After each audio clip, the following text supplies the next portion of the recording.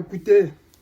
Cheikh Tidiane Thiam, candidat aux élections présidentielles en Côte d'Ivoire, a été radié des listes électorales. Selon la justice ivoirienne, Cheikh Tidiane Thiam aurait contracté la nationalité française en 1987. Selon toujours cette même justice, l'acquisition d'une autre nationalité entraîne automatiquement la perte de la nationalité française, selon l'article de la nationalité ivoirienne. Étant donné que Cheikh Tidiane Thiam avait acquis la nationalité française en 1987, il perd automatiquement la nationalité ivoirienne, selon l'article 48 du Code de nationalité de la Côte d'Ivoire. Maintenant, ces avocats disent qu'en réalité, cette loi ne s'applique pas aux personnes nées avec une double nationalité. Et ils prouvent que Cheikh Tidiane Thiam, ancien banquier richissime de la Suisse, était français de par son père, ce qui fait que cette loi ne peut pas s'appliquer à lui. Ce qui fait que cette loi ne s'applique pas du tout à lui et que c'est un scandale, c'est une décision politique qui tend à aider le parti au pouvoir à sélectionner ses adversaires. Et moi, c'est le mot qui m'a le plus marqué, c'est sélection d'adversaires. Parce que dans mon pays, le Sénégal, on a beaucoup souffert ces dernières années avec ça. Ouais. On avait vu un pouvoir finissant, un président qui ne voulait pas partir, qui n'avait pas de candidat, mais qui voulait sélectionner ses adversaires, quelle que soit l'issue des élections. Mais l'avantage qu'avaient les Sénégalais, c'était d'avoir un leader comme Ousmane Sonko qui était capable de faire savoir à tous ses militants que le PASTEF, c'est un projet et non une personne. Même si je suis empêché d'aller aux élections, n'importe qui dans le parti PASTEF doit être capable de porter ce projet-là, de le manager jusqu'à arriver au pouvoir et le mettre en place pour le développement du Sénégal. Ce qui a été fait, et aujourd'hui, on voit nettement que Ousmane Sonko avait raison de nous dire que le projet PASTEF doit être porté par n'importe quel militant du parti. Maintenant, la question que je me pose, est-ce que Cheikh Tidiane Thiam avait mis en place cette stratégie de militantisme au sein de son parti qui lui permettra, même en cas d'absence, d'avoir la possibilité de désigner une personne qui va mener le combat, qui va mener la campagne et qui pourra regrouper toutes les forces vives de son parti pour aller aux élections et réaliser les scores les meilleurs qu'il prétend pouvoir avoir. Je ne le pense pas.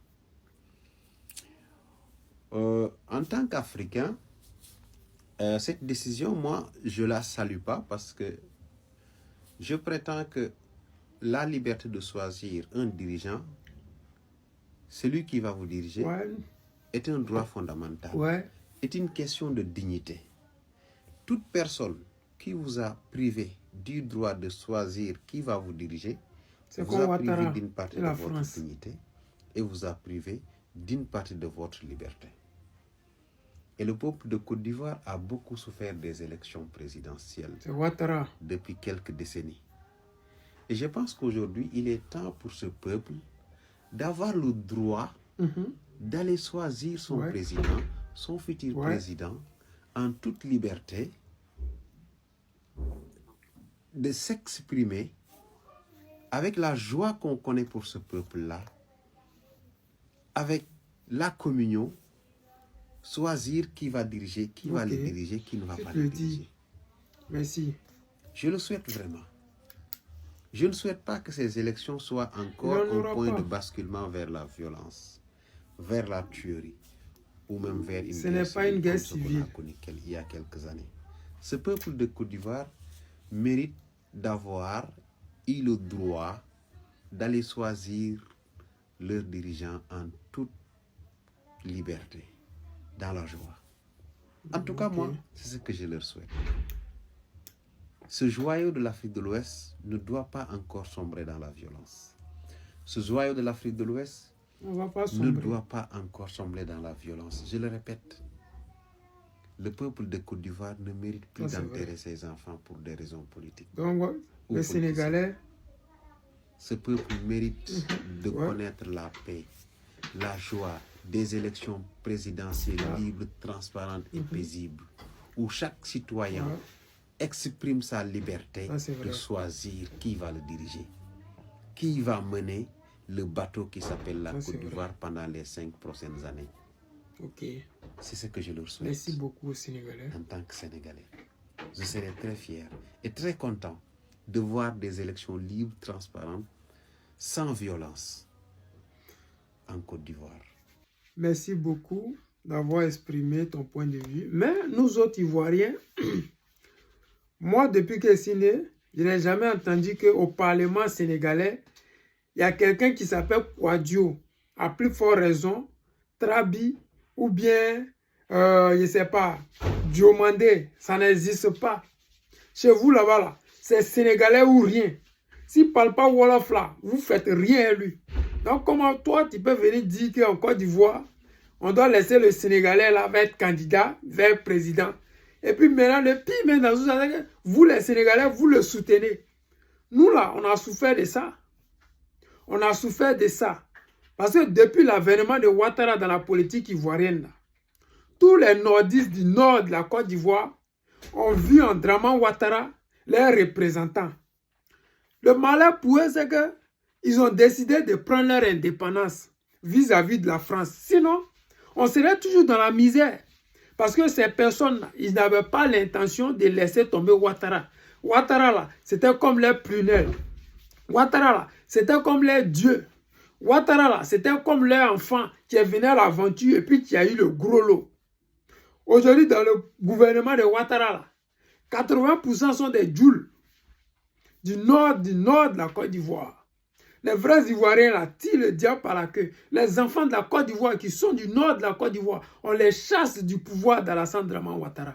Donc nous on sait que quand le Sénégalais là va rentrer dans la politique ivoirienne, les Sénégalais qui ne faisaient pas la politique en Côte d'Ivoire, comme les Béninois, comme les Ghanéens, comme les Togolais, comme je ne sais quoi, les Camerounais, vous allez les voir des jours là. Eux aussi vont s'aligner dans la politique ivoirienne. Ils vont commencer à se comporter comme les gens de l'AES avant la venue de Draman Ouattara au pouvoir. Avant que Draman Ouattara ne leur tourne dos et décide d'envoyer les terreaux contre eux. Quand nous on est contre Thiam là, c'est pas parce que c'est sa personne qui nous dérange. C'est parce qu'on ne veut pas que notre étranger amène encore d'autres problèmes entre nous et puis les autres. Parce que tôt ou tard, ils vont finir par dire que nous là, on parle de, comment dire, Afrique unie, mais on est xénophobe. Alors que ces pays-là dont je parle, le Sénégal comme ça, vous n'allez jamais entendre qu'un Ivoirien, il est devenu député, il est devenu maire là-bas, jamais de la vie. Au Niger, jamais.